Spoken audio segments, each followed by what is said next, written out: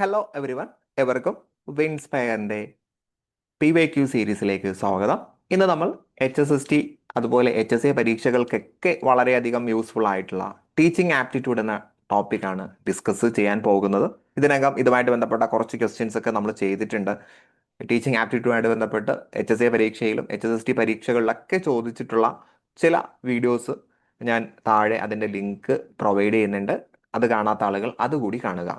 ഇത് HSA 2025 ഇംഗ്ലീഷിൽ ചോദിച്ചിട്ടുള്ള കുറച്ച് ചോദ്യങ്ങളാണ്. അപ്പോൾ ഇതെല്ലാം ഏതൊരു സബ്ജക്റ്റ് പഠിക്കുന്ന ആളുകൾക്കും യൂസ്ഫുൾ ആണ്. ഇതിൽ ഒരൊറ്റ ചോദ്യം മാത്രമാണ് കംപ്ലീറ്റ്ലി ഇംഗ്ലീഷുമായിട്ട് ബന്ധപ്പെട്ട് വന്നിട്ടുള്ളത്. ബാക്കി 4 ചോദ്യങ്ങളും എല്ലാവർക്കും ആപ്ലിക്കബിൾ ആണ്. സോ ഒന്നാമത്തെ ചോദ്യം ഇതാണ്: which among the following model does not belong to the information processing family? അപ്പോൾ പല തരത്തിലുള്ള ടീച്ചിങ് മോഡലുകളുണ്ട്. അപ്പോൾ നിലവിൽ പരക്കെ അറിയപ്പെടുന്നത് 4 ടൈപ്പ് ഓഫ് ടീച്ചിങ് മോഡലാണ്. 4 ടൈപ്സ് ഓഫ് ടീച്ചിങ് മോഡൽ. അതിൽ ഒന്നാമത്തത് ഇൻഫോർമേഷൻ പ്രോസസ്സിംഗ് ഫാമിലിയാണ്. ഈ ഇൻഫോർമേഷൻ പ്രോസസ്സിംഗ് ഫാമിലിയാണ് നമ്മുടെ ക്ലാസ് മുറിയിൽ ഉപയോഗിക്കുന്നത്. കുട്ടികൾക്ക് നോളജ് അച്ചീവ് ചെയ്യാൻ അല്ലെങ്കിൽ കണ്ടെത്താൻ സഹായിക്കുന്ന ഫാമിലിയാണ് information processing family.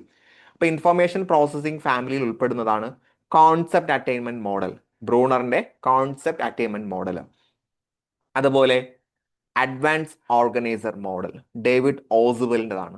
Enquiry training model. ഇത് മൂന്നും ഇൻഫോർമേഷൻ പ്രോസസ്സിംഗ് ഫാമിലിയിൽ വരുന്നതാണ്.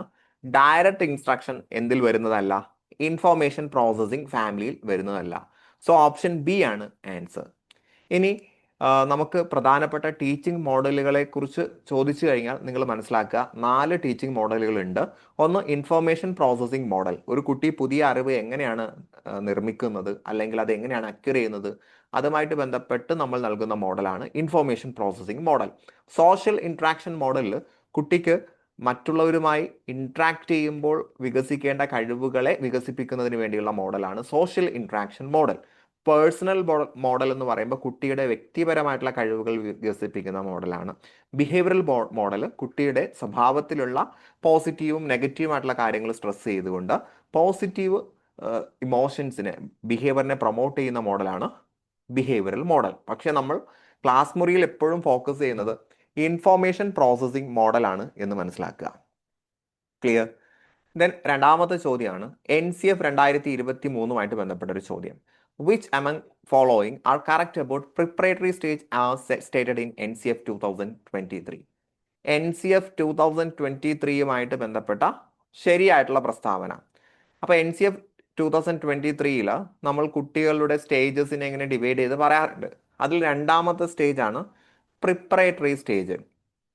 ഈ പ്രിപ്പറേറ്ററി സ്റ്റേജിൽ ലാംഗ്വേജുമായിട്ട് ബന്ധപ്പെട്ട കാര്യങ്ങളാണ് ഇവിടെ ചോദിച്ചിട്ടുള്ളത് കേട്ടോ. ലാംഗ്വേജുമായിട്ട് ബന്ധപ്പെട്ട കാര്യങ്ങളാണ് ചോദിച്ചിട്ടുള്ളത്. അപ്പോൾ ഒന്നാമത് പറയുന്നു, language learning for preparatory stage have been set for 3 language within language education. അത് തെറ്റായിട്ടുള്ള പ്രസ്താവനയാണ് കേട്ടോ. അതാണ് തെറ്റായിട്ടുള്ള പ്രസ്താവന. Then preparatory stage is for students aged between 8 and 11.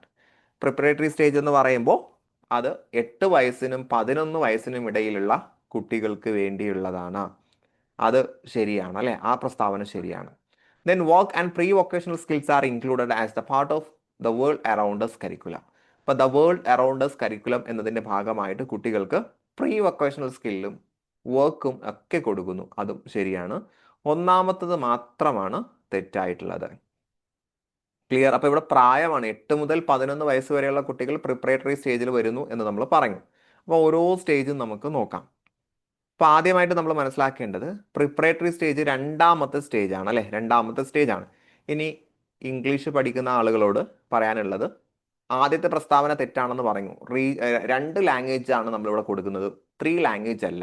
Introduce 2 language. Preparatory സ്റ്റേജിൽ നമ്മൾ 2 ലാംഗ്വേജ് മാത്രമാണ് കൊടുക്കുന്നത്. മാത്രമല്ല ടെക്സ്റ്റ് ബുക്കുകളോടൊപ്പം റിയൽ ലൈഫ് എക്സ്പീരിയൻസ് ആഡ് ചെയ്യുന്നു. അപ്പോൾ ഈ ആദ്യത്തെ സ്റ്റേറ്റ്മെന്റ് മാത്രമാണ് ഇംഗ്ലീഷ് ലാംഗ്വേജുകാർ സ്ട്രെസ് ചെയ്യേണ്ടത് കേട്ടോ. 2 ലാംഗ്വേജ്, R1ഉം R2ഉം മാത്രമാണ്, R3 കൊടുക്കില്ല. ക്ലിയർ? ഇനി ഓരോന്നിൻ്റെ പ്രത്യേകതകൾ വളരെ പെട്ടെന്നൊന്ന് പറയാം. ആദ്യത്തേത് ഫൗണ്ടേഷണൽ സ്റ്റേജ് ആണ്. ഫൗണ്ടേഷണൽ സ്റ്റേജിൻ്റെ പ്രായപരിധി 3 വയസ്സ് മുതൽ 8 വയസ്സ് വരെയാണ്. അപ്പോൾ 3 വയസ്സ് മുതൽ 8 വയസ്സ് വരെയുമ്പോൾ പ്രീ സ്കൂളിലെ കുട്ടി മുതൽ 2ാം ക്ലാസ് വരെയുള്ള കുട്ടി അതിനകത്ത് വരുന്നുണ്ട്. അപ്പോൾ ഇവിടെ എല്ലാം കുട്ടികൾക്ക് വളരെ അടിസ്ഥാനപരമായിട്ടുള്ള അക്ഷരങ്ങൾ പറഞ്ഞു കൊടുക്കുന്നു, അക്കങ്ങൾ പറഞ്ഞു കൊടുക്കുന്നു. ആക്ടിവിറ്റി, പ്ലേ ബേസ്ഡ് ആയിട്ടുള്ള മെത്തേഡുകളാണ് നമ്മളിവിടെ യൂസ് ചെയ്യുന്നത്. അതേപോലെ കഥകളിലൂടെ സ്റ്റോറി ഡ്രിവൺ മെത്തേഡുകളാണ് നമ്മൾ യൂസ് ചെയ്യുന്നത്. രണ്ടാമത്തെ സ്റ്റേജ് പ്രിപ്പറേറ്ററി സ്റ്റേജ് ആണ്. പ്രിപ്പറേറ്ററി സ്റ്റേജിൽ കുട്ടികൾ 8 മുതൽ 11 വയസ്സ് വരെയുള്ള കുട്ടികളായിരിക്കും. വയസ്സ് 8 മുതൽ 11, ഇതാണ് നമ്മളിവിടെ പറയുന്നത്. ക്ലാസ് വരുമ്പോൾ 3 to 5 മനസ്സിലായോ? അപ്പോൾ നമ്മൾ ഇവിടെ പല ആളുകളും മനസ്സിലാക്കി വെക്കുന്നത് ഫൗണ്ടേഷൻ സ്റ്റേജ് കുട്ടി 1-ാം ക്ലാസ് മുതൽ 5-ാം ക്ലാസ് വരെയാണ്. അങ്ങനെ അല്ല. 1-ാം ക്ലാസ് മുതൽ 5-ാം ക്ലാസ് വരെ അല്ല, -2 മുതൽ 2 വരെയാണ് ഫൗണ്ടേഷണൽ സ്റ്റേജ്. പ്രിപ്പറേറ്ററി സ്റ്റേജ് 3 മുതൽ 5 വരെ. ഇവിടെ കുട്ടികൾക്ക് കുറച്ചുകൂടി പ്രാക്ടീസ് കൊടുക്കും, സ്കിൽ ഡെവലപ്മെന്റുമായിട്ടുള്ള കാര്യങ്ങൾ കൊടുക്കുന്നത് പ്രിപ്പറേറ്ററി സ്റ്റേജ് ആണ്. അപ്പോൾ നമ്മൾ പറഞ്ഞില്ലേ പ്രീ വെക്കേഷണൽ സ്കില്ലൊക്കെ കൊടുക്കുന്നു. അപ്പോൾ കുട്ടികൾക്ക് കുറച്ചുകൂടി സ്കില്ല് ഡെവലപ്പ് ചെയ്യാൻ പറ്റുന്ന കാര്യങ്ങളൊക്കെ നമ്മളിവിടെ കൊടുക്കും. ഇനി മിഡിൽ സ്റ്റേജ് ആകുമ്പോൾ 11 വയസ്സ് മുതൽ 14 വയസ്സ് വരെയാണ്. അപ്പോൾ 6-ാം ക്ലാസ് മുതൽ 8-ാം ക്ലാസ് വരെ. അപ്പം നിലവിലുള്ള ഹൈസ്കൂളുകാരൻ മിഡിൽ സ്റ്റേജിലേക്ക് വരും, പുതിയ NEP നിലവിൽ വന്നു കഴിഞ്ഞാൽ. അപ്പോൾ 8-ാം ക്ലാസ് ഇതിനകത്ത് വരുന്നു. അപ്പോൾ ഇവിടെ കുറച്ചുകൂടി ഡീപ്പർ കോൺസെപ്റ്റുകളൊക്കെ കുട്ടിക്ക് പഠിപ്പിച്ചു കൊടുക്കുന്നു. സെക്കൻഡറി സ്റ്റേജ് എന്ന് പറയുമ്പോൾ 9 മുതൽ 12 വയസ്സ്, 14 മുതൽ 18, ക്ലാസ് 9 മുതൽ 12. അപ്പോൾ കുട്ടിയെ കുറച്ചുകൂടി സെൽഫ് സ്റ്റഡി പ്രൊമോട്ട് ചെയ്യുന്ന, സ്വതന്ത്രമായി കാര്യങ്ങൾ കണ്ടെത്താൻ പഠിപ്പിക്കുന്ന മോഡലാണ് സ്റ്റേജാണ് സെക്കൻഡറി സ്റ്റേജ്. അപ്പോൾ കൃത്യമായിട്ടും അത് പഠിച്ചു വെക്കുക. നമ്മൾ 5+3+3+ എന്നൊക്കെ പറയും, ഇങ്ങനെ മനസ്സിലാക്കി വെച്ചിട്ടുണ്ടാകും. അപ്പോൾ 5 എന്ന് പറയുമ്പോൾ 5-ാം ക്ലാസ് വരെ, 3 എന്ന് പറയുമ്പോൾ അടുത്ത 8-ാം ക്ലാസ് വരെ, പിന്നെ 3 എന്ന് പറയുമ്പോൾ +1 വരെ, +2 വരെ, അത് കഴിഞ്ഞിട്ട് പിന്നെ അടുത്ത 4 എന്ന് പറയുമ്പോൾ ഡിഗ്രി. ഇങ്ങനെയൊക്കെ ചില ആളുകൾക്ക് അബദ്ധധാരണ ഉണ്ടാകും. അങ്ങനെയല്ല.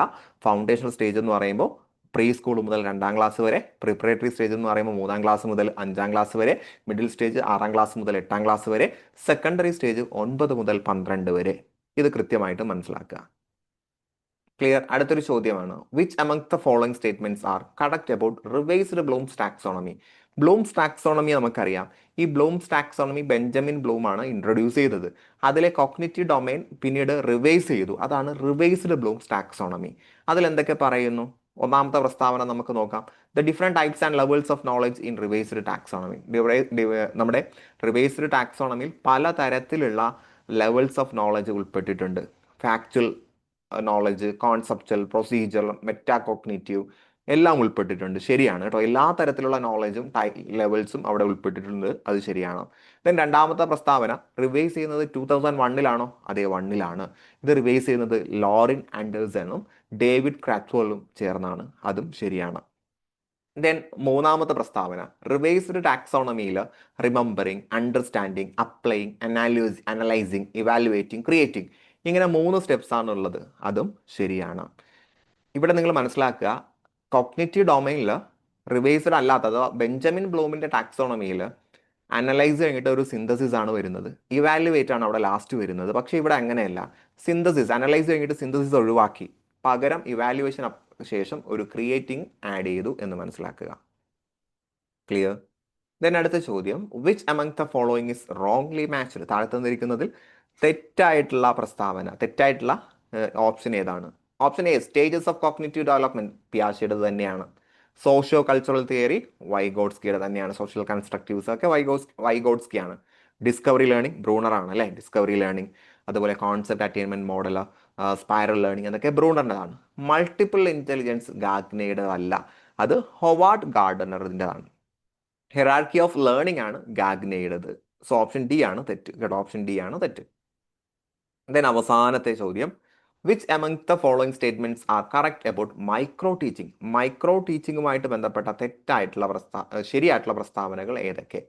മൈക്രോ ടീച്ചിങ് നമുക്കറിയാം, ടീച്ചിങ് ട്രെയിനിങ്ങിന്റെ ഭാഗമായിട്ട് നമ്മൾ വലിയ ഏരിയാസ്, കോംപ്ലക്സ് ആയിട്ടുള്ള ഏരിയാസ് വളരെ ഷോർട്ടാക്കി കുറഞ്ഞ സമയത്തിനുള്ളിൽ അവതരിപ്പിക്കുന്ന ഒരു ടെക്നിക്കാണ് മൈക്രോ ടീച്ചിങ്. അപ്പോൾ ഇതിലൂടെ നമ്മളെ ടീച്ചിങ് സ്കില്ല് വികസിപ്പിക്കാനാണ്. നമ്മളത് ക്ലാസ് മുറിയിലല്ല, നമ്മുടെ പിയർ ഗ്രൂപ്പ്സിനിടയിലാണ് നമ്മളത് പ്രസന്റ് ചെയ്യുന്നത് അല്ലേ?